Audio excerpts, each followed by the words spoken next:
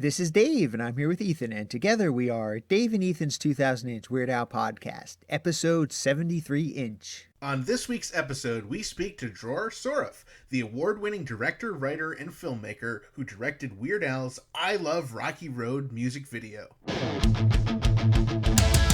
It's Dave and Ethan's 2000-inch Weird Al podcast. It's a podcast about Weird Al. It's Dave and Ethan's 2000-inch Weird Al podcast. Seriously, the whole podcast is about Weird Al. Dave and Ethan's 2000-inch Weird Al podcast. You don't have to listen, but we're glad you are. Dave and Ethan's 2000-inch Weird Al podcast. It's good to be back, Dave. What an exciting week last week was for Weird Al fans. Not only did they get episode 72-inch with Beefalo Bill Burke, but they also got a special live Instagram with us. Yes, well, let's chat about Beefalo. Now, that was such a fun interview, and we actually recorded it in two parts. We've been sitting on it for a while, and we've just been so excited to get it out. So I'm really glad people got to hear it. He had so many incredible stories, and in our group, a lot of people were discussing it. And of course, Mike Minnick even went and tracked down that 15th anniversary show that was recorded that day. He took the photo of Al in Bermuda's new book. So if you want to check that out, head over to drdemento.com and look up the 15th anniversary show. And this is really exciting. Beefalo shared with us the track that his roommate recorded for the Slow Grown LP, the one that didn't make it on, Right. because it had nothing to do with San Luis Obispo. But that song, Keeper of Time, he shared it with us, and we posted it over on our Patreon page. So you definitely want to go over there if you're a Patreon subscriber and check that out. And speaking of Patreon, on our Instagram live broadcast, we shared a few very exciting items that are going to be sent out to our $5 and up members at the end of September. So you still have some time to sign up on Patreon to get all of the normal benefits like the bonus episodes and the special songs and stuff that we post on there. But also, members this month will be getting an exclusive Weird Al sticker designed by Matt Brazzi with Al as a Garbage Pail Kid.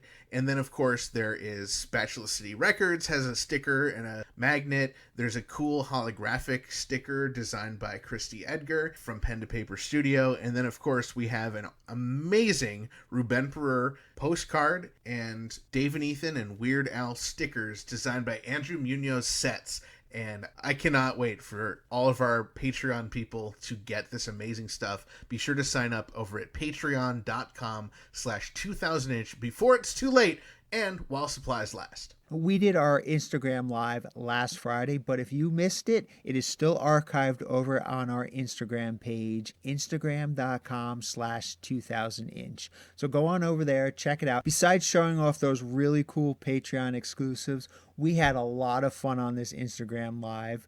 We actually unboxed and we started working on and putting together our Weird Al Chia Pets. Yes, they are so cool. I don't know that they exactly look like a spitting image of Al, but they're close enough to know that it's Al. Once we started putting the chia seeds on his head, it started to resemble Weird Al a little bit more. Yeah. I guess the chia seeds kind of look a little bit like curls and stuff, but it was quite an experience. We had never done it before. Fortunately, we had all the supplies waiting for us right as we were about to start, so it was really perfect. Yeah, so those Chia Pets are available now. And if you missed the broadcast or you just want to relive what a great time you had, feel free to head over to instagram.com/2000inch and you can watch the entire broadcast, including Dave eating some of Weird Al's hair. So update on Chia Al. I've been watering it every day, and it's a little bit freaky because as you water these things, like the water actually flows through the clay material. So it looks like immediately after I water it, I'll start crying.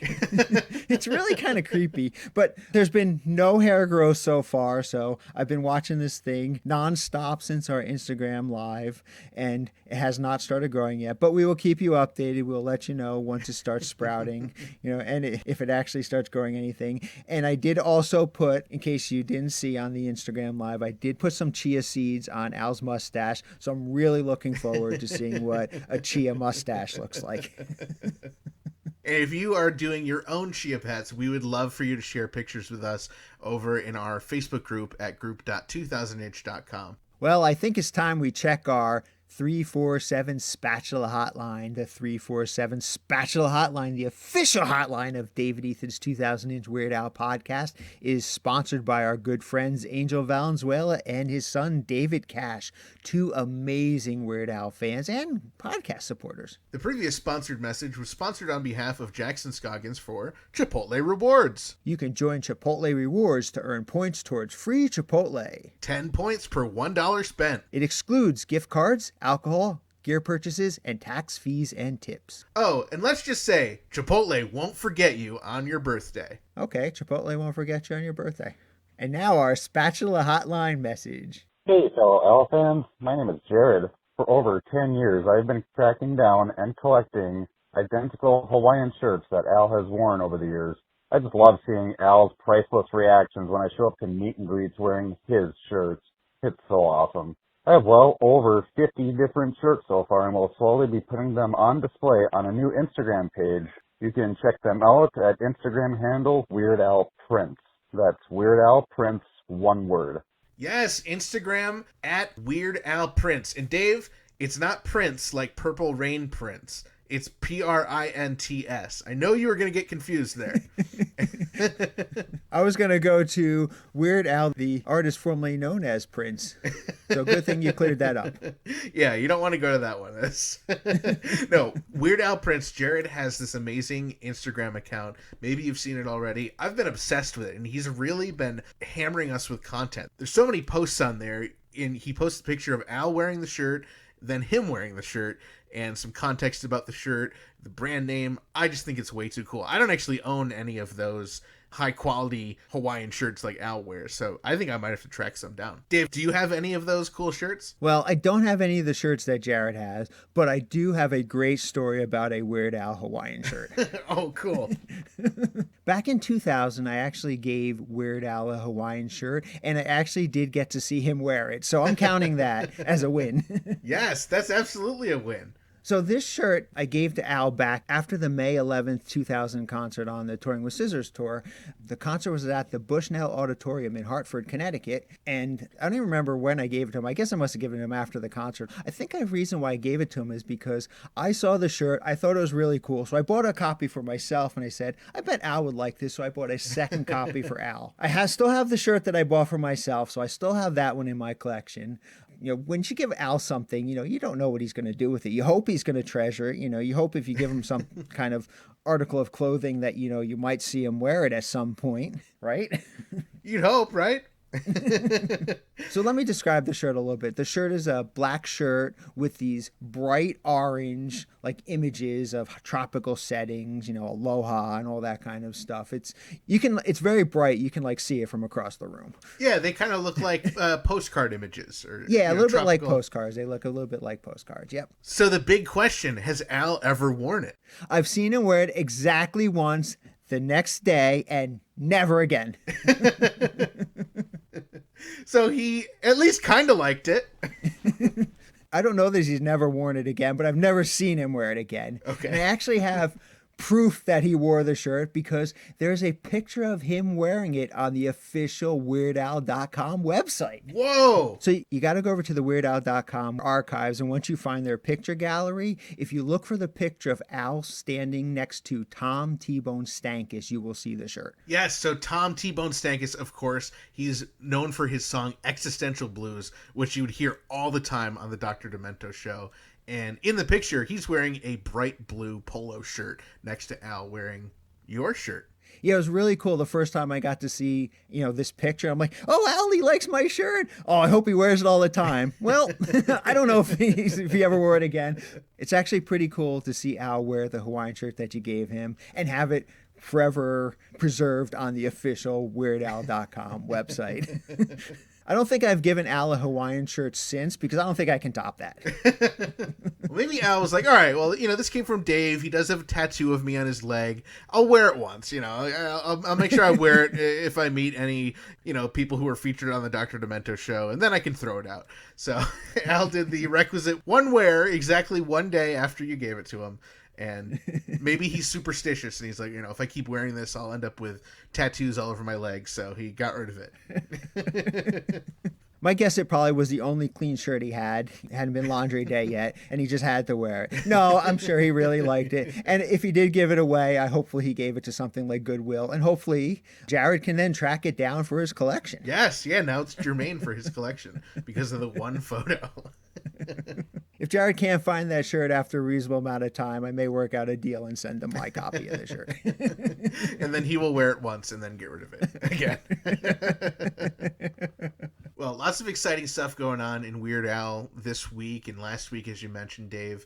One thing just dropped. We want to congratulate our friends over at the Weird Alphabet. Their Weird Al podcast has finally, as of this week, made it through every single Weird Al song from A to Z. So that's really cool, and congrats to those guys. Wow. Congratulations to those guys. They're such a great group of guys. And it was really exciting that we actually got to participate on their Smells Like Nirvana episode. Yeah, so now I'm wondering, what's coming next? Are they going to cover every Yanni song? I really am excited to find out.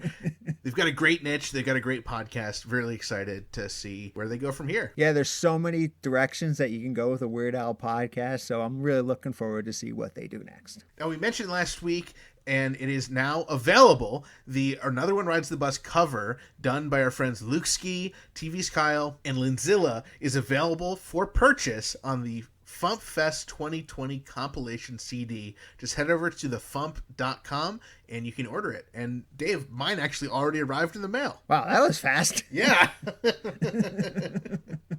Some exciting news over on Weird Al's Twitter account this week. He retweeted this amazing piano medley of 27 of his original Weird Al songs. Now, he didn't actually do the medley. It was performed by someone named Summer Woods, but it is pretty stinking majestic. Yeah, pretty stinking majestic. I don't know if it even does this song justice. It has just amazing songs. They're all originals. So she's celebrating original songs, stuff like Albuquerque, Hardware Store, Ringtone, really awesome songs, and I just really got a kick out of it. I couldn't stop listening to it. Yeah, it's really cool. You definitely want to go over and check it out and listen to it on Al's Twitter, or if you haven't heard it yet, I think we should play a little clip from it right now.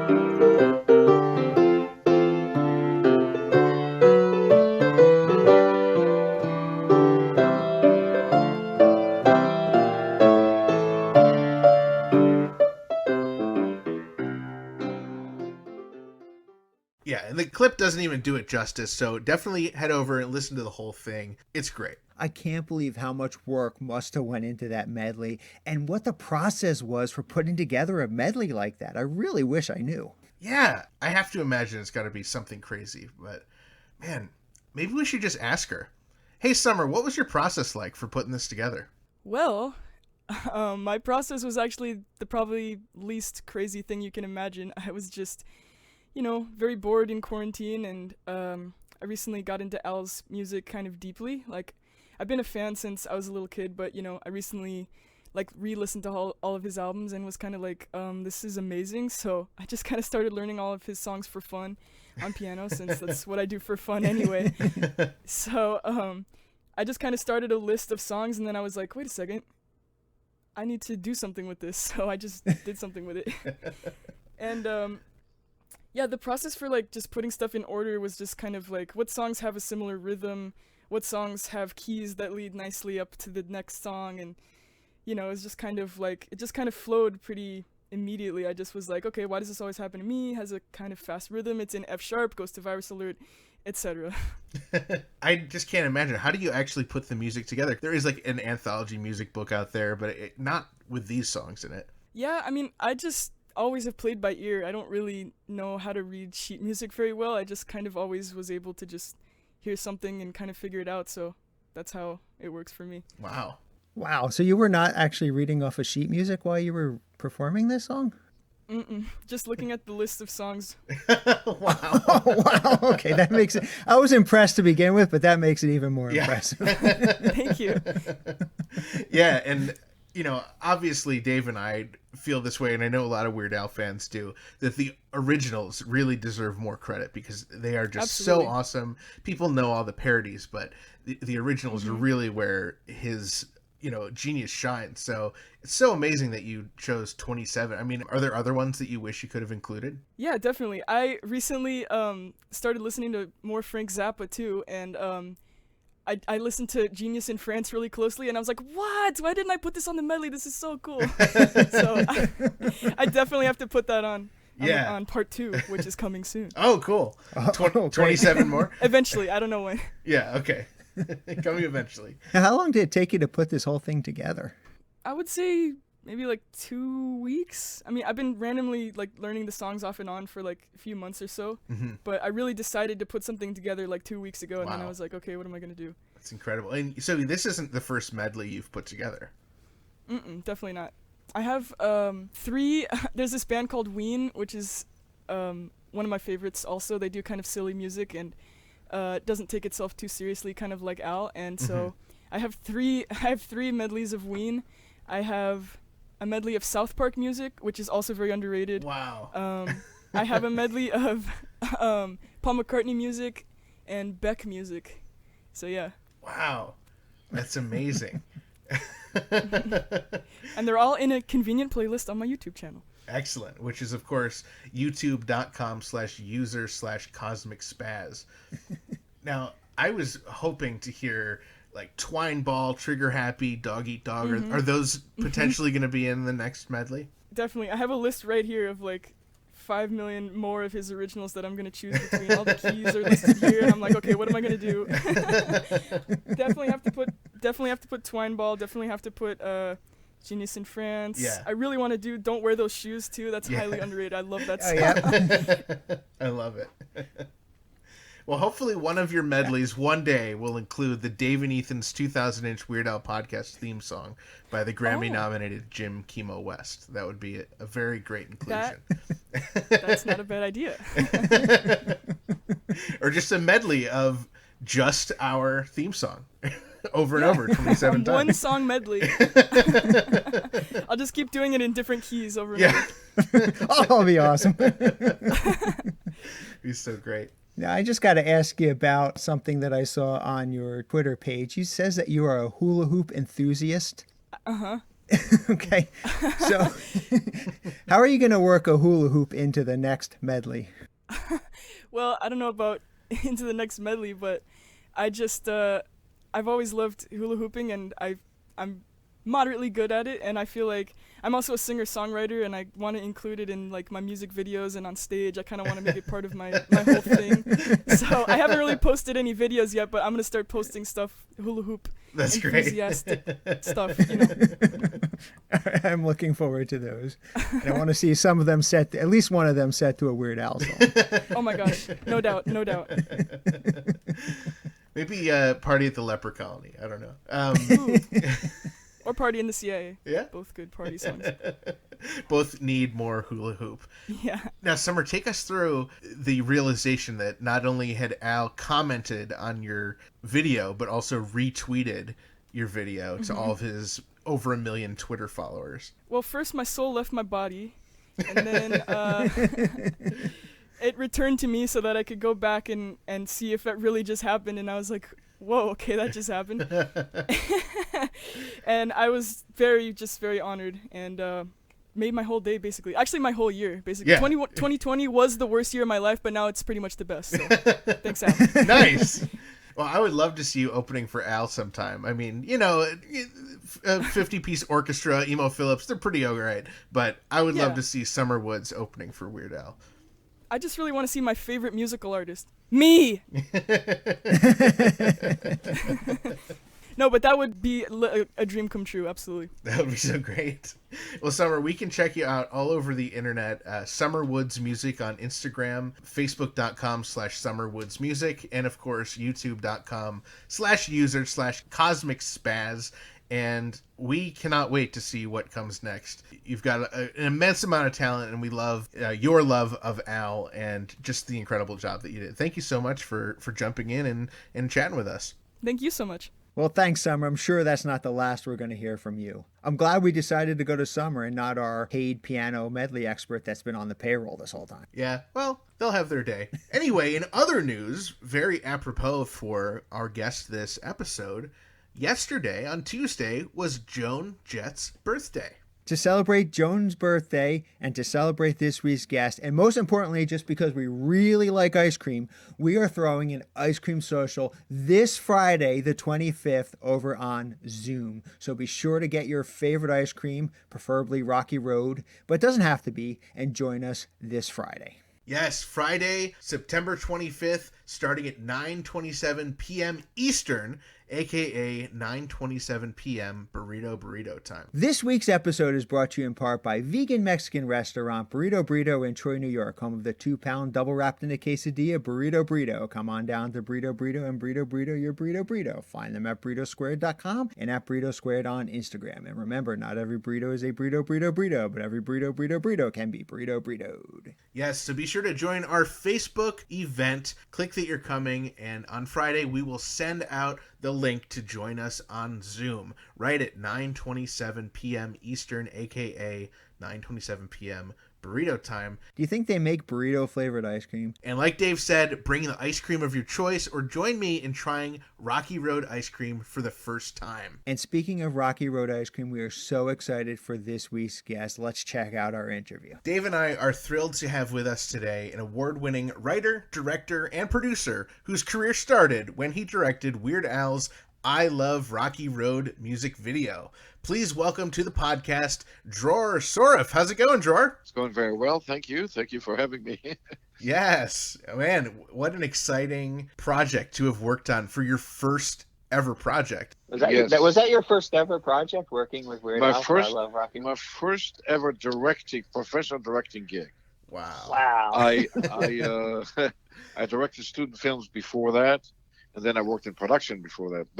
And I was a writer all throughout the time. But that's how I got the gig, by the way, because I wrote a script that people in Hollywood really liked, and one of the people who liked it very, very much was the director of this first video, Janet Greek. Oh. Okay. So Janet really liked the script, and she was married to the president of 20th Century Fox at the time. Wow. And she gave it to him, and he, almost made the film. Anyway, it never happened. But when she was offered the second video, which was I Love Rocky Road, but she couldn't do it because she had another obligation, and she said, "I know who should do it. Dror should do it." So anyway, that's I had a lot of experience in production beforehand, like I said. So she thought that would be helpful for them because they had no idea nobody had an idea what we were doing, including me on the video itself. I just I remembered when we made the video in the pre-production, when we were looking for location and things like that, people would ask us, "What are you guys doing?" And I said, "Well, this is it's pictures to music and put it together." The term music video was not really there. Some call it rock videos at the beginning. Yeah, the guys who started it were actually English, and they called it promo. So the first title for music videos was promo. Then it was for a short time rock video, and then it was music video, kind of stuck. Mm-hmm. But there was no name for that at that time. Now, how old were you at this point when you directed it? I was almost 30. Was not quite 30. Mm-hmm. I was in my 20s, late 20s. Wow. So once you got the connection from Janet, where did you go from there? Did you then speak to Al? Did you speak to Jay Levy? Yeah, to Jay Levy. So I came to Jay Levy's apartment, actually, which is very close to where I live right now. Oh. It's in West Hollywood. And it was, so I go in there, and Jake is a character. I mean, he's kind of a little suspicious of everybody. It wasn't me. That was a long time ago. Maybe now he's not like that. But so I came and I did an interview, and the interview was really with him, not with Al. Yeah. Al was brand new talent. So it was like I'm meeting with Jay, and after that I'm meeting with of course, with Al, and then we start working. I don't know that I officially got, okay, you're hired. It was a point I hired Right. because I made few dollars, and when I say few, I mean few. And yeah, we started working on the concept. And we were sitting around and throwing ideas, and we're gonna do this, and we're gonna do that. We did a storyboard, and then went outside to find location, which was very challenging, particularly for the amount of money that we had. Right. Do you have any idea of what the budget actually was for the whole shoot? I think it was 8,000, something like that. And I'm not exactly. I mean, it was a long time ago, but in the neighborhood of $8,000, if I'm not mistaken. And that's to pay for everything. everything. I got paid, for the record. Don't tell the IRS. I got paid $200. Whoa! Only. Oh wow! I mean, wow, 200. That's great. Yeah, that's great. I wasn't complaining. Wow. So, was there a whole crew working on this? Oh yeah. How many people could they afford? I mean, you as the director, who else was working on the video? Oh no, there were a bunch of people. It was a full crew. Okay. Basically, obviously, not very much money, very little money for the crew. But I brought in like a production manager guy that was somewhat experienced. So he knew what he was doing, and he was willing to get his hands dirty, literally. When we ran out of ice cream, he just put his hand in the ice cream and put it up. He was willing to do whatever it takes. How long was it since you got the call from Janet that said to go over and talk to Jay Levy before you were actually starting to work on the video? I don't remember exactly, but it was very fast. It was kind of like getting the call. He says, "I think you should do it." I told him you should do it. Go see Jay Levy. That's his phone number. That's the address. So I came to see him, and that was it. And we started working. So I don't know if there are others. Other candidates, there might have been, I don't know, but then we got into it, and we were sitting in his little kitchen.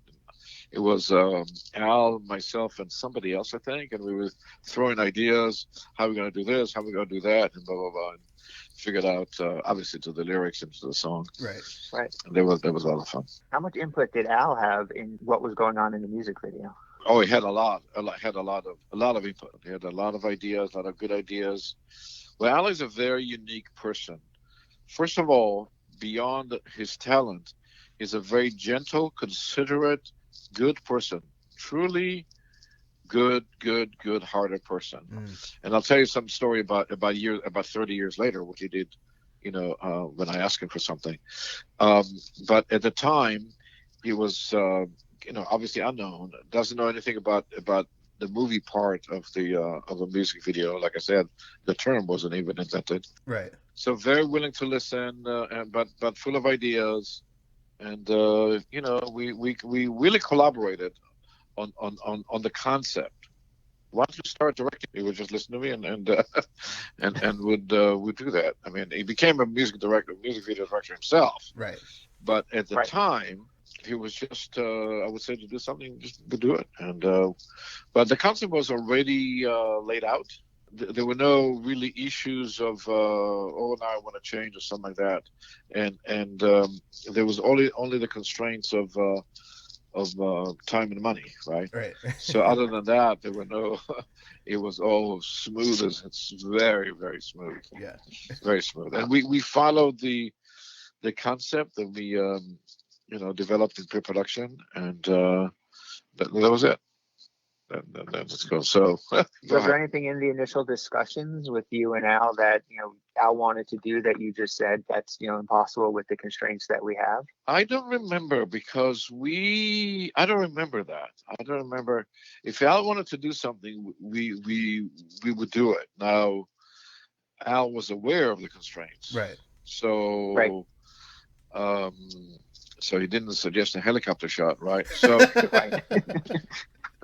It really could have used that. I don't know. So you never know. We went to we shot the exterior and the interior in an abandoned airstrip north of Los Angeles. It was called Aqua Dulce, I think. Mm-hmm. Like Sweetwater, I think it was something like that.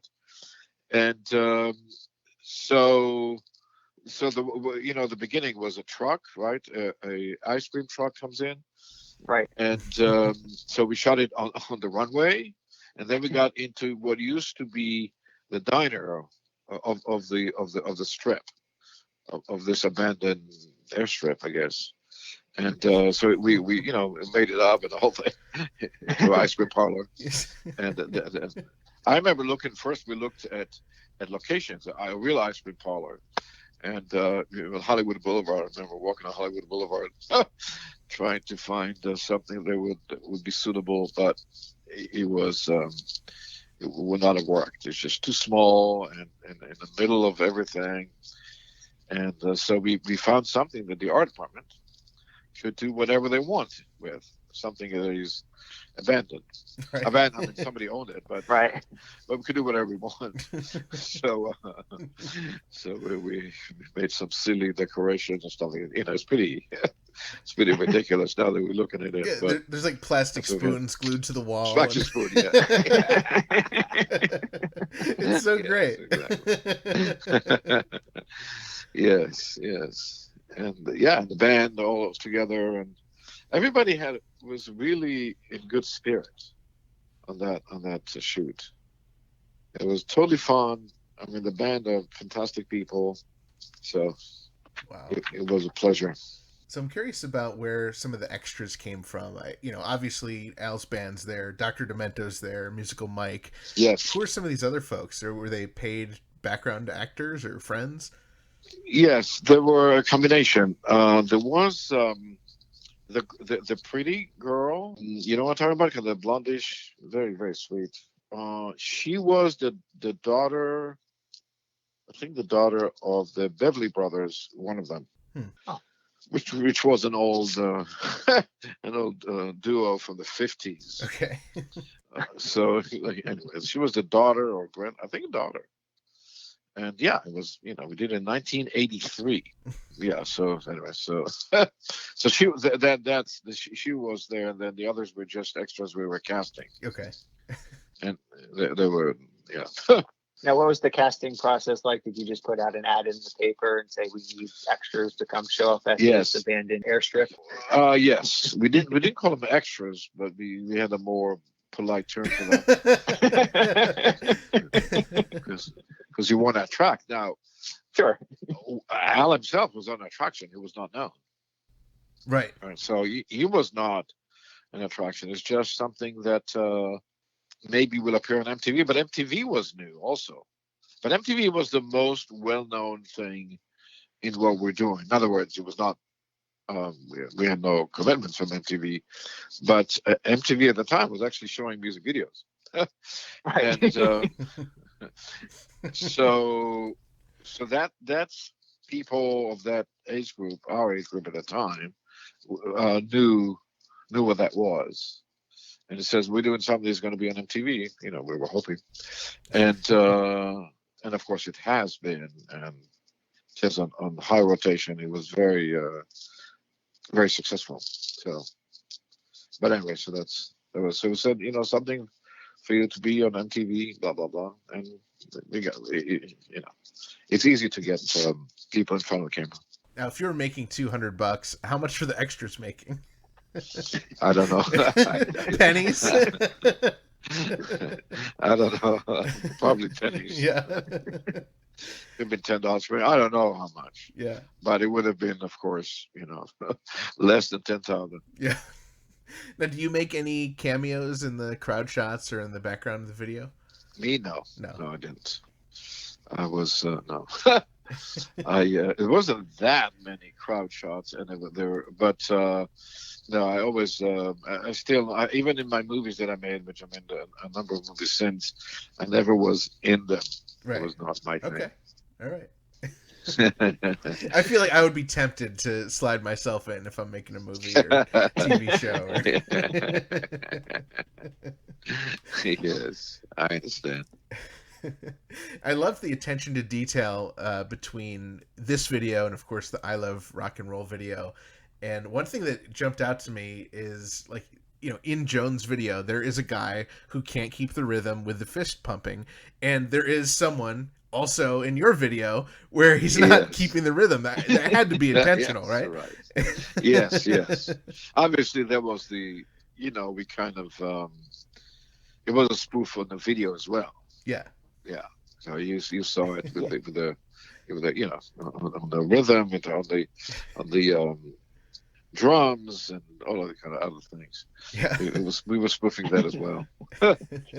Yeah, I was really impressed. I actually watched both videos side to side on my computer monitors over here, and they lined up really well. I mean, everything from when the part where Al takes off his gloves, and in the music video, Yes. Joan Jett takes off her gloves at the same point.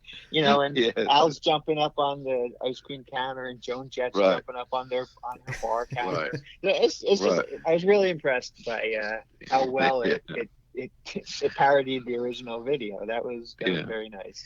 Thank you. And did you guys have a recording or a way to reference that original video while you were working on and shooting this one? Not while we're shooting, but while we're prepping. Yeah. Yes. Obviously. Yes. We very much paid attention to the video and to the whole thing. But while once we're shooting, we had to play back our recording of it, which is not the same. Right. Yes. So, How long did the whole recording process take? you talking about the filming part or the music I'm part? talking about when you actually were on the airstrip and you started filming. How long was that shoot? I think it was one day. Oh, wow. One day. Wow, you did it all one day. Wow. Yeah, only in one day. Yeah. So we did the exterior, which was the trucks, and then we went inside and went crazy.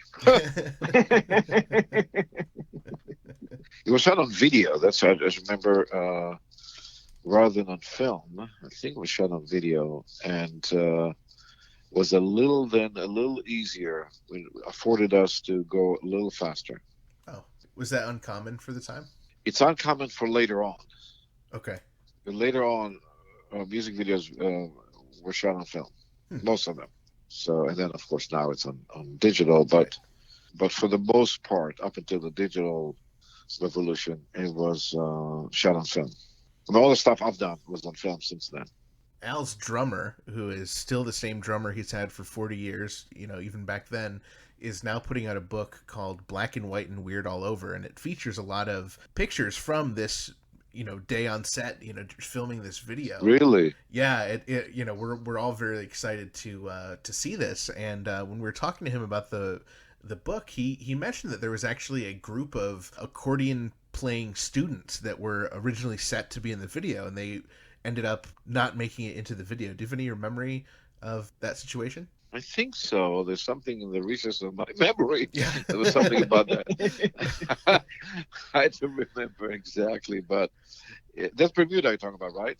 Yes. Yeah, Bermuda. Yes, yeah. If he says that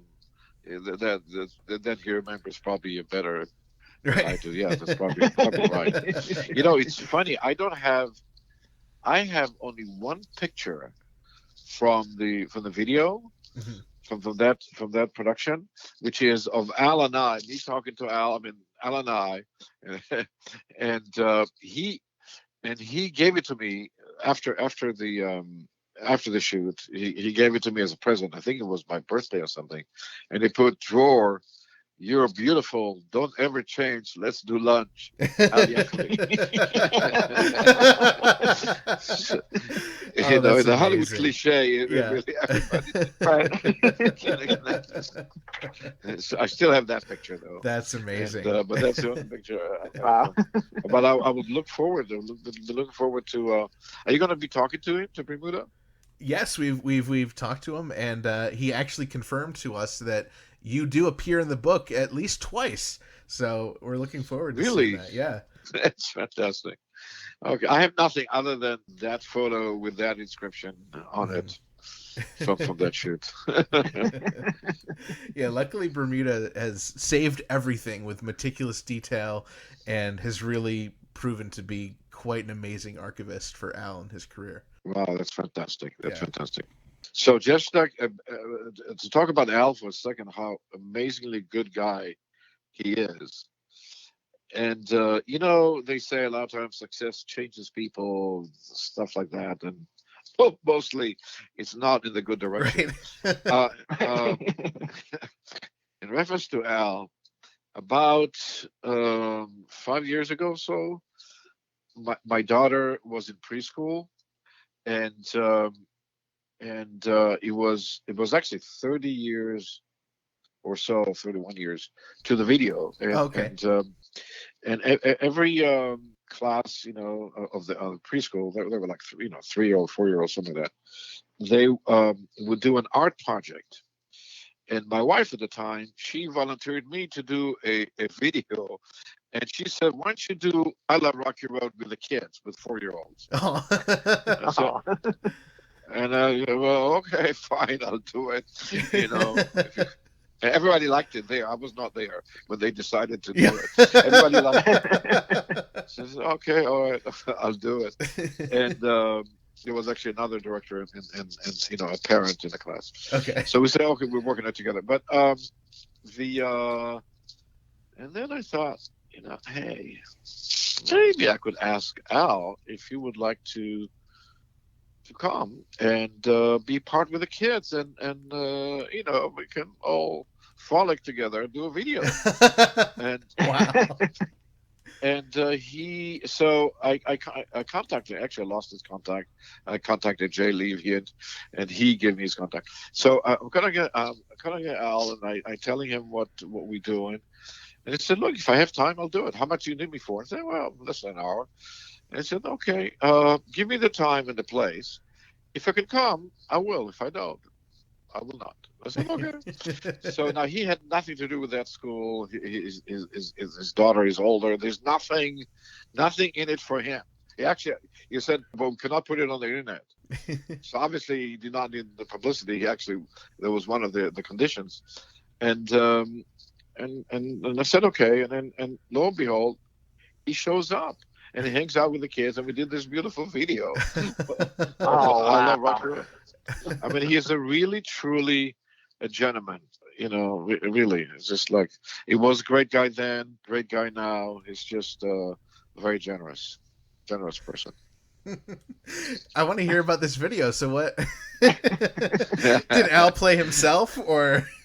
Yes. Okay. He was playing himself. There was no really, the concept was much looser, right? There was not really. We had background and throwing a kid here and taking another kid out and do this and do that,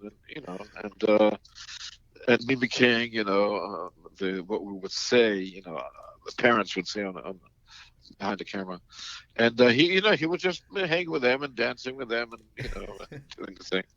It was kind of silly, but a lot of fun. Yeah. And that was it. He had his shirt, his Hawaiian shirt on, and Oh, cool.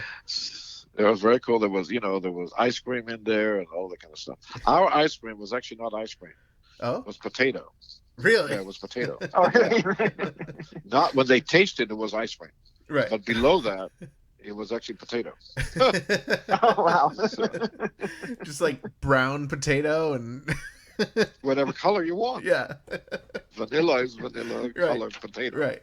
Chocolate colored potato, but it is potato. Otherwise, it melts. Right. Oh wow. It creates other problems.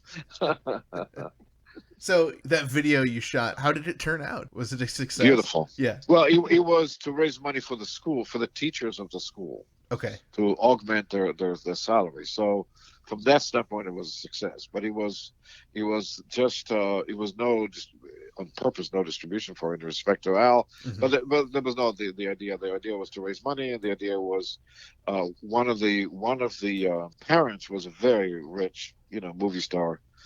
And it's redundant, but anyway. So he theoretically bought it. He got the DVD of it. Oh, okay. So there was. So he did its purpose. Everybody had fun, and that was it. So it was very limited in its objectives. But anyway. I'm so fascinated by this. I have to imagine the whole concept of Weird Al is at their preschool filming a music video with them must go over their heads to some degree, right? Oh, totally over their heads. They had no idea. But the parents did. Right. And the principal of the school, they all knew, obviously they all knew, yes. Right.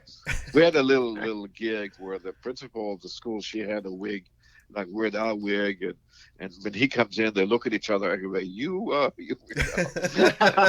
It was a little thing of that, also part of the video. Oh, that's so great. So it was a lot of fun. It was a lot of fun. That got me a lot of brownie points at the school. Right. I can imagine. It's a very exclusive preschool. Oh, I can imagine. It's kind of like the parents were. A lot of them are like heads of studios, big time agents, movie stars. Like I mean, major movie stars, and other people. A lot of people in the business. So it's a very exclusive kind of preschool. So anyway, that was fun. Oh, that sounds great. I want to go back to when you were talking about the ice cream being potatoes. Yes. Now, did you guys actually have to eat any of the ice cream or the mashed potatoes while you were on the set? Well, if no, not the mashed potatoes. No, Okay. no. We didn't do that. Okay. And have you ever personally tried Rocky Road ice cream? Truthfully, no. Whoa! You heard it here first. Yeah. Marshmallows are not my food of choice. Okay. Okay. Since Al or Jay, they did not require it. I did not volunteer. That wasn't one of the conditions of being the director. You had to take Rocky Road ice cream. Boy, it's kind of funny because I made a lot of also TV commercials later on, and one of the things is like you can't show up on your person with anything other than the client's product. So if it's a phone and you're doing for Apple and iPhone is fine, of course, but nothing else is fine. Right. You cannot show up with something that the client has that is not the product, right? Right, of course. So in the case of the Rocky Road, they did not demand that. So I'm just surprised, and all this time, almost 40 years since you shot the video, you've never even been curious enough to just try it. No, but now I am. Okay. Maybe now that you guys are talking about it, maybe I'll give it a try. If you do try it, please record a video of it. We would love to see you trying Rocky Road ice cream for the first time. Okay, that's a challenge. Yes. I can get my daughter to do a video. Yes. That's amazing. Okay, so you don't like marshmallow. You haven't tried Rocky Road. What is your ice cream of choice? I like there's something here, a store here in LA that have Thai tea, and it's very unique flavor. I cannot describe it, but I like that one. If you are in LA, go to a place called Milk on Beverly Boulevard. and try the Thai tea. Thai tea. And then I also like Thai tea. You guys have Thai tea in a Thai restaurant? Right, yeah. Yeah, I've tasted it. Yeah. So it's kind of sweet. It has a. It's kind of sweet. It's very sweet. It has a flavor to it, which I don't know what it is, but it has a flavor. So it's that flavor of an ice cream. Very unique. See, I guess I was expecting, chocolate, vanilla. You have like the most specific. You have to go to one ice cream shop in the entire world to get your flavor. Yes. Well, now I want to try it. That's right. Yeah, you should try it. I want to. Come by. I will. It's called Milk, Beverly Boulevard, and it's in the middle of the city. Everybody knows it. And when are we going to get the I Love Thai Tea music video coming out? I think that's next. Yeah. It's a sequel. The long-awaited sequel. Yeah, that's a sequel, yes. Well, obviously we're going to have to wait for it because I understand you're working on a trilogy right now? Yes. I'm working on a trilogy of films that I've just finished writing the third screenplay. Oh. So now it's completely done. I'm going to go over all three and kind of even them out because it's like a series, but it's features like a series, but three of them. Right. So I have to kind of even them out, make sure that something that's happening in the third one also kind of foreshadow in the first one, the second one, and some characters I want to take in or take out. So kind of like get them all evened out. That's the process. I'm actually started today. Oh, cool. And it's going to take me about a month or so to get that. And what's that trilogy called, and what's it about? It's called The True North Diary, and it's inspired by a novel on Jane Austen called Pride and Prejudice, probably her most famous novel. Yeah. Sure. And basically what I did was I took the novel and the characters and brought them to America and made it into present day rather than early 19th century England, and put them on an island off the coast of North Carolina. And it's called Loveland Island. It became known as Loveland Island, had a different name. It's fictional. Okay. And the family has, instead of 5 daughters, they have 4 daughters, and their family is half Chinese, half Caucasian. And we're just telling their stories and having the themes of Pride and Prejudice and other themes, obviously, in this new setting. It's a romance, but it's also other things. It's also coming of age, youth dramedy. That's what we're working on, and we are now hoping to get into production next year. Great. That's the plan, and just working with the financiers and all of that stuff to see what happens. That's really excellent. Well, cool. Well, just to wait for 3 films to get made, and then we get our Thai tea music video. Yes. Well, I think that the idea here from a production standpoint is to shoot them as one film. Oh. To shoot the whole thing as one film. Okay. And then edit them, of course, separately, and to release them separately. Right. I mean, a staggered time, but a lot of if we're going to do it that way, it's a luxury of determining exactly what time we can release them. So we can release the first one at X point, and then 3 months later, or something like that, or 6 months later, the second one, and then the third one. So the lag is not going to be a matter of years; it's going to be a matter of months. Oh, that's great. Yeah. While people are excited to see the next one, they don't have to wait 3 years. Exactly. Yeah. Right. Very cool. Exactly. Because normally it's like we do the first one, then you see how he does, and that takes a year. Right. And then also mounting this one, that takes another year, and then take it out. Getting the cast back together, yeah, I can see how back that'd be together. Yeah. Right. And this is to do it all at one time, like you do one film. It's not even like a series. A series you still do one episode at a time. This is, let's say we have one location, which we have. We go back to the same locations. Everything in the trilogy of that location we shoot. Then we go to another location. Everything in the trilogy of the location. So it's very efficient from the production standpoint. It's a pain in the butt for the director and all that. But from a production standpoint, it's very efficient. So that's kind of like how I see that. I also understand that there's an educational institute called Rebel with a Cause that you're involved with as well. That's right. Mounting is something that I think is I'm extremely excited about, which is, like you said, Rebel with a Cause. That's the name of the institute. Which the purpose of it is to attract filmmakers or content makers of any kind who have something to say and help them make that dream into a reality. You know, Hollywood has its own ideas of what is commercial and what is not, which doesn't matter whether it's wrong, you're right or wrong. It's just they do. And when I say Hollywood, I don't mean necessarily Los Angeles Hollywood. I mean the movie industry.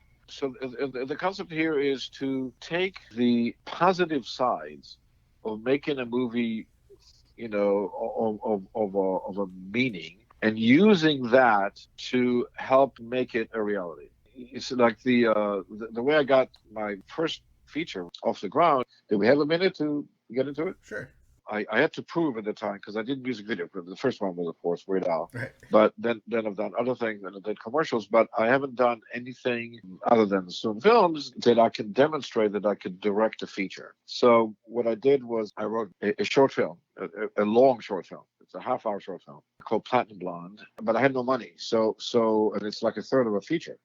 So it still requires some resources to put this together. The script had in it concepts of kids, right, young, you know, teenagers in this case, and art. You know, neglected kids and art. There were themes in the story. So what I did was I went to a charity that is dealing with kids and arts, and I told them I can make a movie for you. And you can use it to whatever you want, raise money, more awareness, whatever. You have no creative input into what I'm doing, but you can get this thing, you know, and you don't have to do anything, and you don't have to put any research in, you don't have to do anything, but then you can do whatever you want. The only condition is that if somebody asks you, "Am I making this film for you?" You'll have to say yes. That's all. That's it. And nobody did. But anyways, that was the condition. And they said, okay, what they got to lose. So what I did was I assembled different services that I got for free from different companies. So I had to go to Hollywood and get like really, you know, big companies that can afford giving things for free. And I strung them all together and made a film. Oh wow! So I had like 20th Century Fox gave me their recording studio to do the mix. I had Warner Brothers gave me their wardrobe. The biggest thing that I got that really changed everything was Disney gave me their lot to shoot in.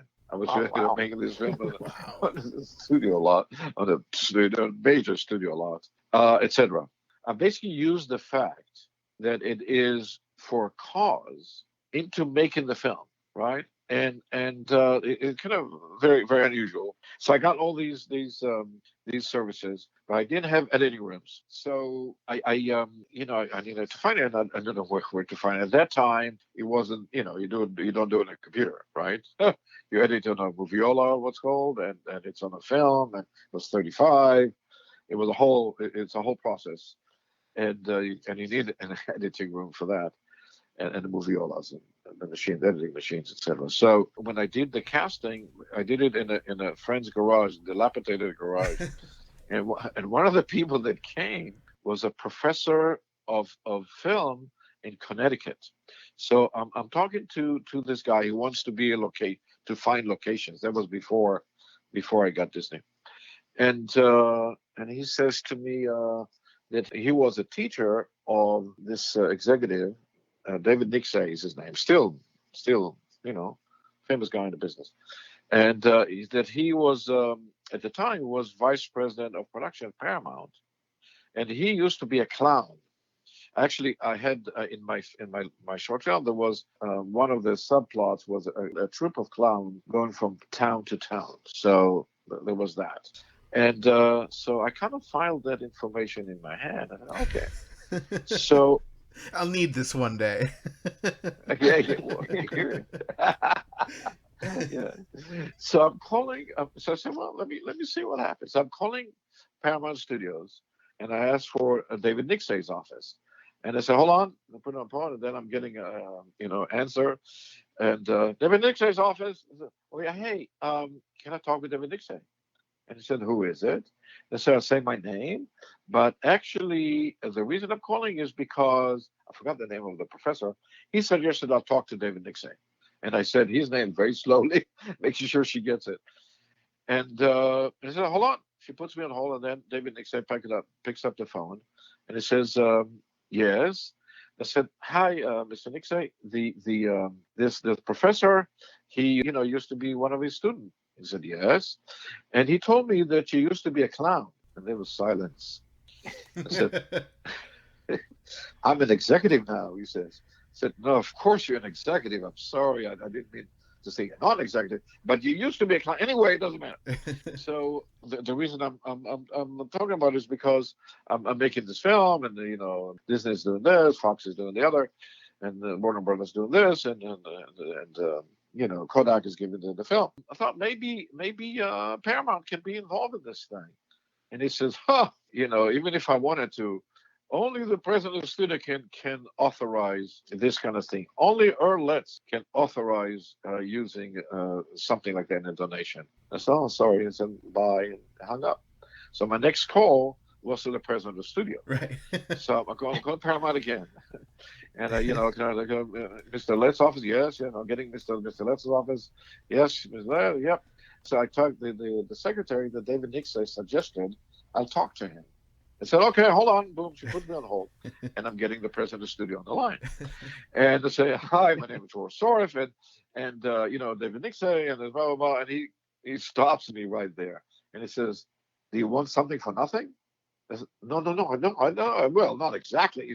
There's a charity, and we do. So, okay, come to my office. I want to talk to you. So I come to his office. So I come to the president of a major studio, right? Office, and I go in there, and at that time, I was maybe early 30s, and in the late 80s, and we used to dress a certain way at that time. It's kind of like it was very colorful, and so I go into the office, and he says, "Okay, tell me what you want to do." He's kind of very gruff kind of guy. He doesn't have a lot of time. So I tell him, "I'm going to make this film. It's going to be like that. I'm going to have stars in it, and it's going to blah blah blah blah blah blah." And he looks at me and he says, "Are you married?" And I say, "Yes." "Do you have kids?" I said, "No." I said, "Okay, get out of here and get a job." I said, "Excuse me." He says, "Get out of here and get a job." I said, "Okay." So I yeah, what I do? I leave the office. So I got MGM later. MGM gave me the editing rooms. But after I finished shooting the film, and at that time, post production takes a lot of time because it's like you shoot on film, and then there is the sound, the production sound, which is basically dialogue, is on a separate mag. It's called mag film. And you cut, when you cut the film, you also cut the sound. You cut the film, cut the sound. It's pretty elaborate process. So anyway, so it takes time. So right after you shoot a film, after production, it doesn't matter what it is. It could be video or film. There was half-hour film. There was, I forget how many days. I think 6 days, 7 days. There's such a depression. You feel like you lost something after that because you're not important anymore. You're not doing anything. Everything is slow as hell. So it's kind of a depressing time. So I said, let me call the president of Paramount and tell him that he obviously thought I was crazy. That's what I think, why he threw me out of his office. So I wanted to tell him I'm not as crazy as you think I am. Maybe crazy, but not.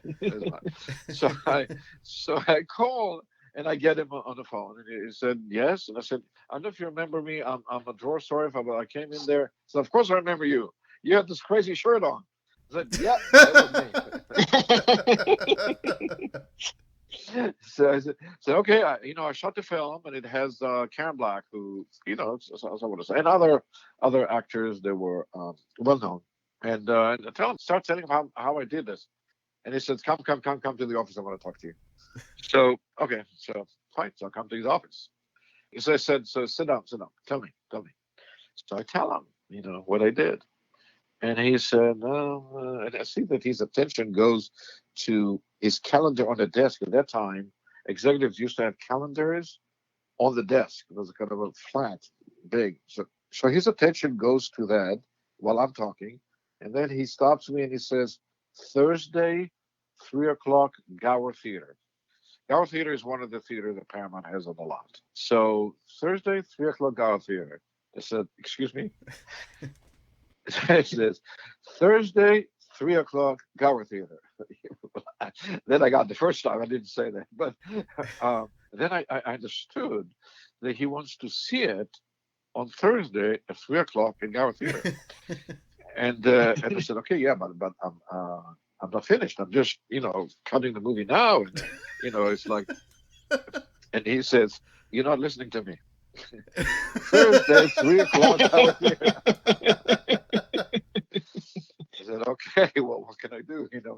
So I get out of the office, run to MGM, and trying to just go crazy, cutting this thing, and okay, I'm going to get some version ready for Thursday at 3 o'clock. So, and I made it. And it's pretty heavy, like a half-hour movie. The celluloid is not that heavy, but the sound is really heavy, the magnetic sound. So I'm going in the box and running through the studio to Gower Theater, which is on the other side of the studio, and give it to the projection. I said, whew, it was really a workout, and made it at 3 o'clock, and just I'm ready to go. Now the film, the sound part is only dialogue or effects or music. It was not mixed, right? So there was only one strip on the sound. So it's whatever shape that it was not in the best shape to look at it. But what can I do? That's what he said. The only thing I can control, you have control in screening rooms, you have control, but the only control I have is the volume. That's it. Okay. So I'm sitting at the control desk at the far end of the screening room, and he comes in exactly on time. 3 o'clock, he comes in, sits in the front. Okay, you can play it. So okay. Their projection is play it. All right. So we play the film. After it's over, he gets up and he comes to me and he says, "This is very good." I said, "Okay, well, thank you very much." He said, "No, really, this is very good." And I said, "Okay, thank you very much. All right, what do you need from me?" And I said, "Nothing." So, "You don't need anything from me?" "No, I have everything." And he says, "Do you want to deal with the studio?" I said, "Of course I want to deal with the studio." "All right. Come, you have a deal in the studio. Come tomorrow at 10 a.m. I'll do Welcome to Paramount, and you're going to show you your office and all that kind of stuff." That was it. Whoa. Wow. And then later he won awards and stuff like that. Wow. But the biggest award was that. Yeah. So I kind of like know there's always a way to make something happen. And the question is, are you lining up the ducks right? And kind of like I want to help other people, other filmmakers, do this thing, and then something that I really passionate like myself to be part of it. Yeah. But the main thing is to guide aspiring filmmakers in making the project if they have something, there's content, there's something that they want to say, and I'm not. It's going to be no censorship. I'm not going to be, it has to be, this worldview or that or something. It has to be whatever the person is passionate about, but doesn't know how to go about making it happen. Wow. So that's my next challenge. Well, I would have to assume you're going to figure that out. Yes. Yeah. How awesome. Yes. So, Dror, if our audience wants to get some more information about you, you've got a couple websites we can check out. You can head over to novafilmhouse.com, and we can also check out Dror Soref socialreform.org. Dror, this was incredible. Thank you so much for sharing your story and telling us all about I Love Rocky Road and how you've never actually had Rocky Road ice cream. I think that's the headline coming out of this interview.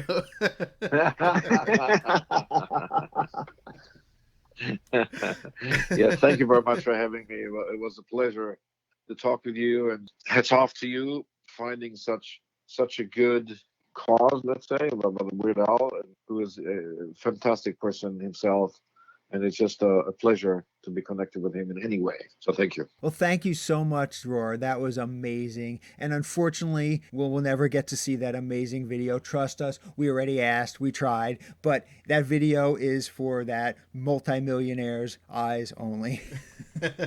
Yes, and if you saw our post on social media this week and on our website, that photo of Dror and Al is the one that he mentioned, and it was sent to us by Bermuda. So that's an exclusive just for you guys, and we're so thankful that Bermuda sent us the photo. And there's still time to head on over to blackandwhiteandweird.com to pre-order Bermuda's brand new book, Black and White and Weird All Over, with amazing, never-before-seen black and white photos from the camera of John Bermuda Schwartz, plus one from the camera of Beefalo Bill. Yes.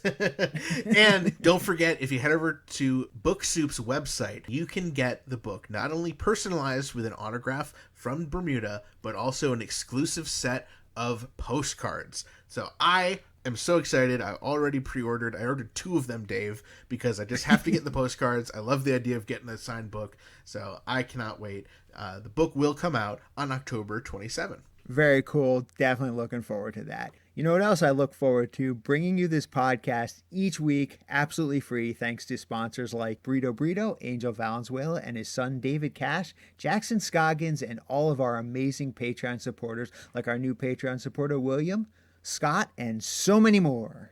Patreon helps us pay the bills and ensures that we can continue doing what we love, and that's making fun, family-friendly, entertaining Weird Al podcasts for you each and every week. Please join us in thanking all of our supporters over on patreon.com/2000inch for making this podcast possible. And please consider joining our Patreon family for as little as $1 per month. And remember, if you join this month at the $5 level or above, you get those amazing Patreon exclusives. Another way to support the podcast is by purchasing merchandise from the official Dave and Ethan's 2000-inch Weird Al podcast shop.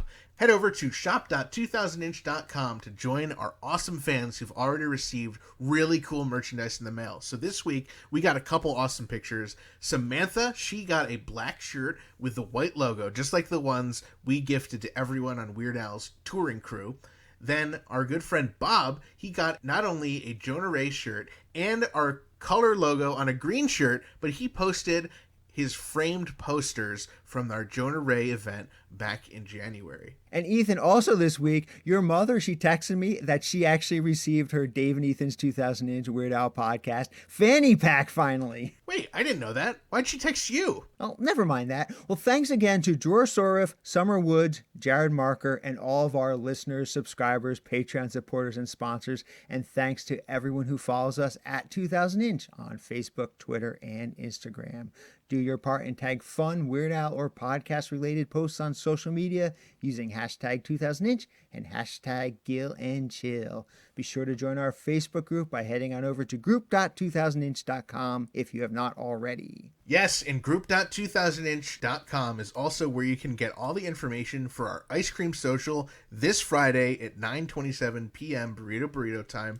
So head over there, click on the event, and on Friday we will be sending out the Zoom information. Get your favorite ice cream, and we can't wait to see you then. Find us online at WeirdAlPodcast.com or 2000inch.com. Make sure to share our posts, tell your friends about the podcast, and we love it when you leave us voice messages via our 27-hour-a-day podcast hotline 347 Spatula. You might even hear your message on the air. And don't forget to include your name when you leave a message. You already know where to find us, but do yourselves a favor and head on over to Apple Podcast, Stitcher, or the podcast app of your choice and hit that subscribe button.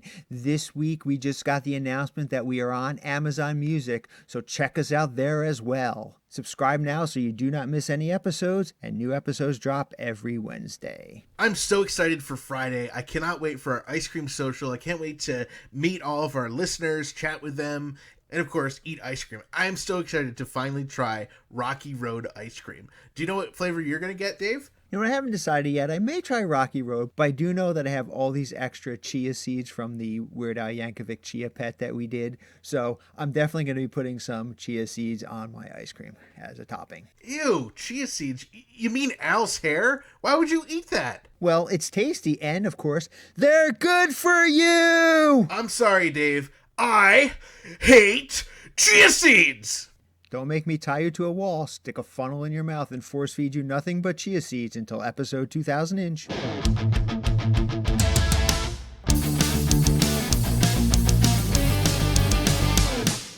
That was Dave and Ethan's 2000-inch Weird Al podcast, episode 73-inch.